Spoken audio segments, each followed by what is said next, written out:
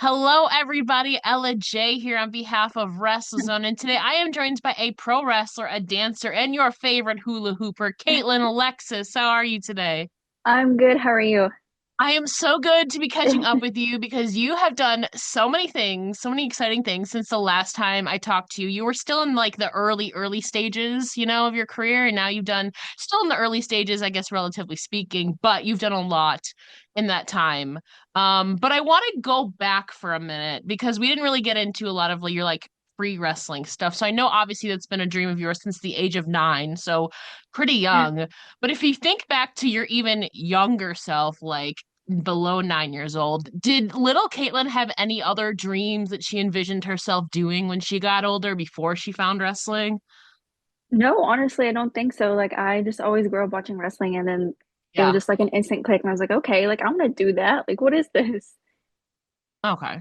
That makes sense too. And I know obviously you graduated from ETSU in the summer of 2020. I don't think we've talked about this. What I know you're obviously involved in dancing and performance arts, so maybe that's Yeah. related to it, but what did you get your bachelor's degree in?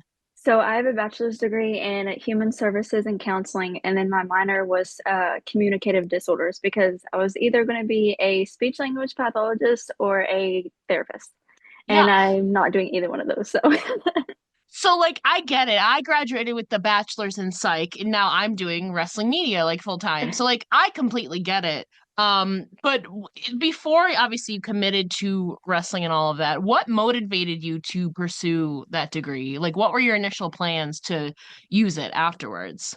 honestly, like whenever I was growing up and like in school and stuff, my only thought process was, okay, like I have to do the normal, like go to college, get my degree, get a really Yeah. good job. And then just the whole time I was just like so miserable. And I was like, this is not what I want to be doing. So like I made sure that I stayed and I finished, but I was like, okay, I'm gonna go pursue the dream now. Yeah. And now, well, I mean, I don't know. I have student loans and debt for a degree I'm not even using. So I'm not sure if the case is the same for you, but just know that you're not alone in that, Wrestling I feel like was a calling. You're still based in Nashville too, right? Yeah. I was in Yeah. Orlando for like 2-ish years, or almost 2 years, and now I'm back. So Oh, okay. So you've moved to Orlando since the last time I talked to you, and then you've moved back since then? yeah, yeah. Oh, okay. So I know obviously there's a lot of opportunities down in Florida. What was the reasoning behind your move to Florida? What were your intentions? I honestly just wanted something different, and most of the wrestlers are down there anyways. And I was like, ah, I'm next to the beach, so I'm just gonna go. And like that was an experience in itself. I got to train with so many people, but like now I'm back and I'm like, okay, like what's next?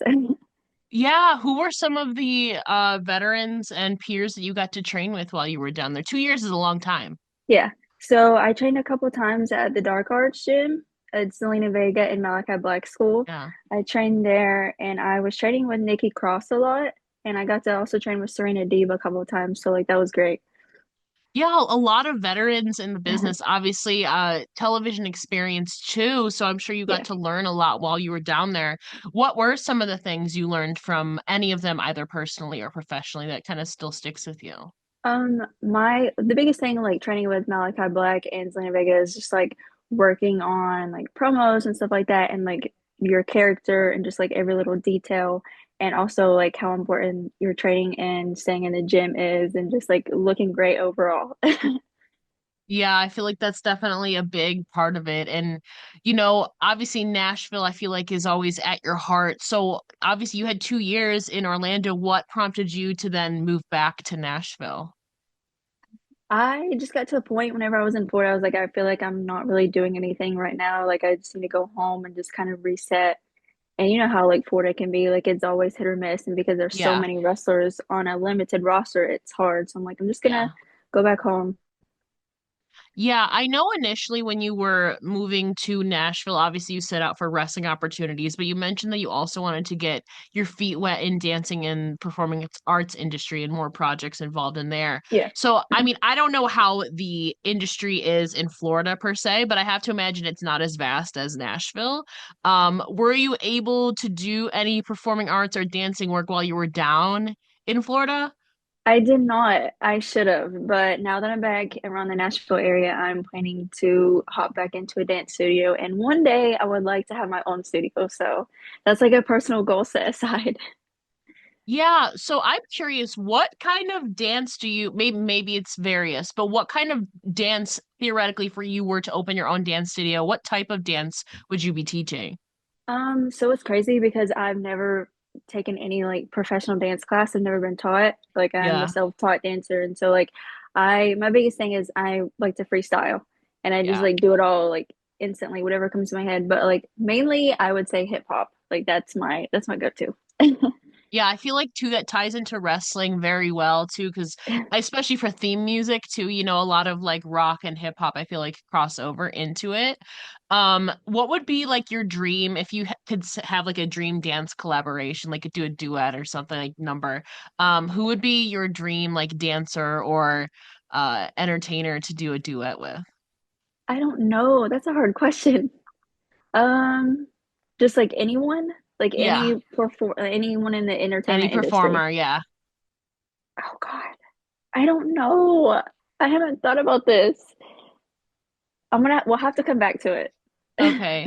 I say that because there's a lot of crossovers with professional wrestlers and like entertainers and music especially. So like nothing I feel like is off the table. We're seeing so many like awesome collaborations and all that. So I was just curious. But I will now okay, go ahead. I will say though, I would love to be like a backup dancer for Tate McRae. Oh, I love her. Okay. Me too. Okay. I'm so obsessed. She's like my Okay. favorite dancer of all time. Okay. So obviously singer as well. What are some of your favorite songs from her collection? Right now I'm hooked on It's Okay, I'm Okay Uh-huh. and Guilty Conscience and Two Hands. Good ones too. She's been killing it too on tours. I've been watching a lot of clips. She's just Yeah. like blown up. Like I feel like I think I first discovered her 2020, yeah, like during lockdown and all that. She's had a massive last 5 years. So Yeah. that She's would be great. really fun. Yeah. Now, obviously, since you've ventured down the wrestling path, you've been in the business for a few years now. How do you think you've grown as a person and as a competitor so far? I feel like my confidence has gotten so much better. Like I can tell and just I don't know, just my confidence mainly. And I feel like I'm like finding more like diving into my character wise. I'm not so shy and like timid anymore and like don't really know who I am. Like I feel like I've just evolved throughout the last couple of years. How would you describe the current iteration of Kaitland Alexis? Oh, sassy and doesn't really care. Well, okay. I mean that like in a good way. Like I don't care like what other people think because like whenever I first started wrestling, I was always worried about like what this person thought of me and Mhm. just like and I feel like that like hindered me so much. I feel like that's natural for anything that you're really new in, and maybe it might be like a little intimidating too as well. You're still trying to learn all the in-ring stuff while also trying to navigate like locker rooms and feel out vibes and Yeah. stuff like that. So I feel like confidence, I feel like just gradually, the more practice you get as with dance, the more confidence that you'll gain. It's kind of similar because it is also a performance art. So It's that like you're makes walking on sense. eggshells the whole time. I'm like, oh. Yeah, but you've made it through. You're still doing the damn thing and I feel like you had a damn good 2024. You had some awesome opportunities which we'll talk about in a minute. But what would you say is your proudest performance of 2024 from an in-ring standpoint? I would say my TNA debut, probably. It just like happened so fast and I was not expecting that. I was like, wow, like I can't believe I even like got this opportunity.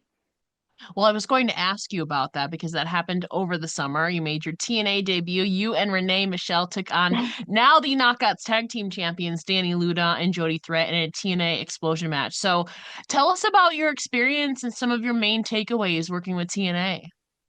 It was great. Just like the whole overall experience and like everyone in the locker room was super nice and just like very supportive and like wanting to listen and I got a lot of feedback after my match. But it was just like one of those my first actual TV matches where it wasn't just Yeah. like 2 minutes and you're Mhm. doing the job. It was like a full on match. And I was like, oh, okay. Like you guys are trusting me with this right now. Thank you. Yeah, so from a TV standpoint, I feel like you gotta get used to different cameras and all of that. So how was your experience navigating the television side of things? Now obviously, you've been a part of some shorter matches on television, but this was really your first like lengthier outing on there. How Yeah. was that from a television perspective? It's so different, like obviously compared to like working on the indies and just like having normal matches because like you're so like on everything is time queued. So it's just like, Yeah. okay, like, you have to listen to your ref, you have to listen to everything else that's going on. So it's definitely an experience overall. Yeah, and you mentioned obviously you were surrounded by a locker room full of vets and producers and peers. You got some feedback. Yeah. What was some of that advice or feedback that you got that you recall? One of the things Gail Kim was saying to me was I have a lot of personality and just like some of my selling I obviously like need to work on, but everyone's just like super nice and so supportive. I feel like that's really good, especially Gail Kim, because she's basically head of talent relations there in TNA and obviously a legend in the business. And obviously I know we've talked about one of your biggest goals is signing with WWE. You've gotten a little taste of that. I can't believe it's going to be coming up on 2 years. You served as one of Asuka's characters, clones, whatever you want to call them, on the stage of WrestleMania 39. I have to imagine that that was maybe a little bit surreal for you. So tell us about your experience as much as you can, anyway. That was so crazy. And like even now, like I sit back sometimes and I think about some of the things that I've done and I'm like, wow, like I really can't believe like I actually did that. Cause like some people don't even get that. So I'm like, oh my God, like this is insane. But that whole day, like obviously like we were all so nervous, but it was like a good nervous. And Yeah. then once you get out there to be, I wasn't even wrestling. And I was like, this is like the craziest feeling ever, just like standing on that stage and like overlooking all those people. And I was just like, wow, like I want to be here one day and like I want to do this. And it's tying together your dancing background. So I feel like that's like if you're not going to be wrestling, that's kind of a perfect thing, you know. It's I just was like talking. that. Go ahead. Sorry. But it's just like that feeling that I had whenever, like, as soon as I was up there, I was like, wow, man, like, this is it. Like, you just know when you're meant to do something like that feeling. And I'm just like, okay, I want this forever. Yeah, I was talking with Gigi Ray, who is another one of the Oscars, we'll call them. I heard that it was a little hard though, because I guess the eye holes were really small and like her mask was falling off and you could barely see. So I'm curious, how was the dynamic of dancing behind that mask? Did you kind of have the same difficulties? All of our masks were the same, and we were all kind of like, that was the main thing that I was nervous about because, like, with the mask on, you can't see around you. You can only see directly in front of you. And I was like, Yeah. please, one of us is going to fall off the stage. Don't let it happen. Like, Yeah. please. Luckily nobody did. Um Obviously, though, that's a big weekend. There's a lot of other things going on. Other wrestle. There was the whole other night of WrestleMania. There's a lot of indies.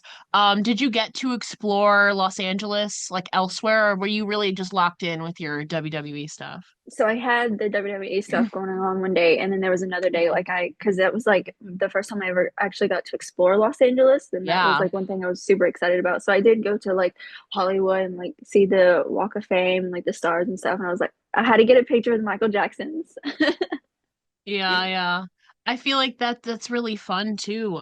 What other stars did you see? I've never been on there, so I'm like kind of trying vicariously to live through you. I'm kind of a little jealous, not gonna lie. On like the Walk of Fame.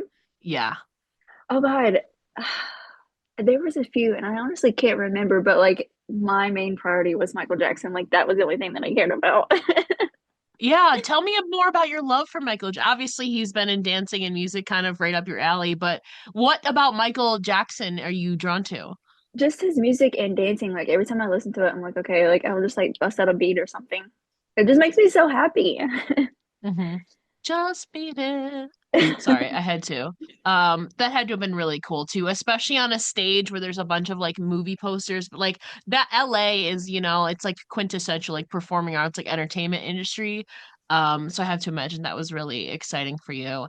And it's exciting too because I feel like your dream is more attainable than ever because last year WWE created the WWE ID program, which is supporting indie wrestlers on their journey to potentially scoring a WWE contract. So, as an indie wrestler with a dream to make it there, what was your reaction to the launch of this program and general thoughts on it? It's kind of crazy to think about because, like, a couple years back, you would have never thought they would Yeah. have something like that. But I don't know, honestly. Like, my main priority isn't necessarily that at the moment. It's just I have this little goal set of mine this year to make it to Okay. Japan and Yeah. just build my name up. So in that way, other opportunities will come. Yeah, so I was going to ask, obviously one of your big goals for 2025 is wrestling in Japan. That's a very diverse and a very hot hub for wrestling. So tell us about the significance of this goal. What would it mean for you to wrestle in Japan? I'm obsessed with Stardom. I've watched so many of their shows and just like Mm, I just want to go to Japan anyways because like I love everything about it. I want to travel and visit and try the food and just like the culture and stuff and just like the wrestling overall. Just like I don't know, I feel like I need this experience so much for my career and just to help me level up. You know what I mean? Yeah, because we've seen a lot of wrestlers, work with Japan, and then obviously, like imminently, the first person that comes to mind is, Mariah May and Megan Bayne spent a lot of time in Japan. Now they're both with AEW. Jamie Hayter spent a Hmm. while in Stardom. Io Sky, Kairi Sane, they were there. Obviously, Asuka. Speaking of that, but you said obviously you have some other goals for 2025. So personally or professionally, what else are you hoping to accomplish in the new year? Uh, Career wise, I would say Japan. I'm still in the works to hopefully get to Stardom. Yeah. Um, that's a huge goal of mine.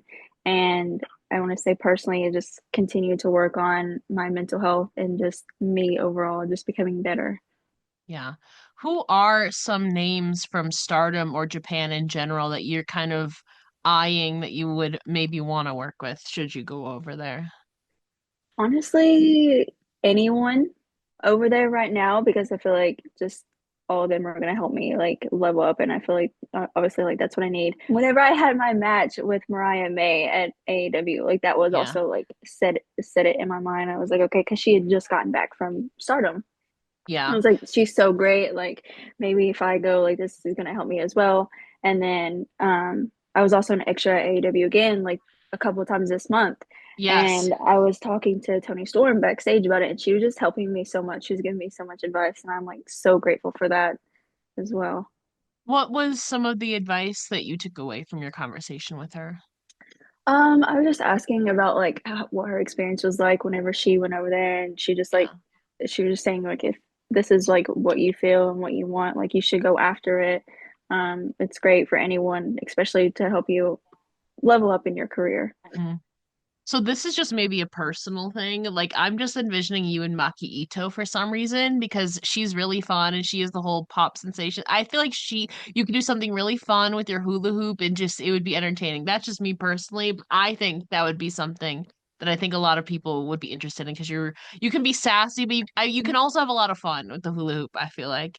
Then that's what I Um, was thinking as well. Like yeah. especially with my character, I feel like that would go over so well in Japan. Yes. I like you're the first. You're one of the I feel like a lot of people in wrestling, like, there's a lot of like similarities to other people, but like there is like no other person like you. Like you can do a lot of creative things with your, hula hooping and your dance background and all of that. Um, so I would love to see that. Thank you. Me too. It's hopefully gonna happen soon. So that's all I'll say. Now, final two questions. Last time we were talking about, Trish Stratus was a big influence in your early career.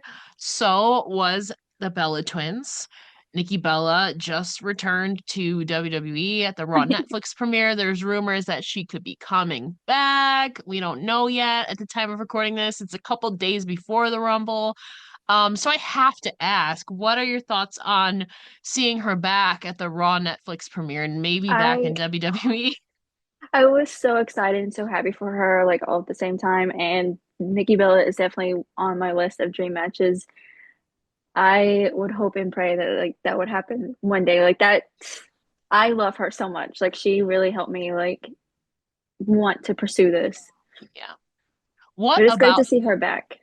the Fearless moniker may be part of it, but what about the Bella twins specifically captivated you and or inspired you?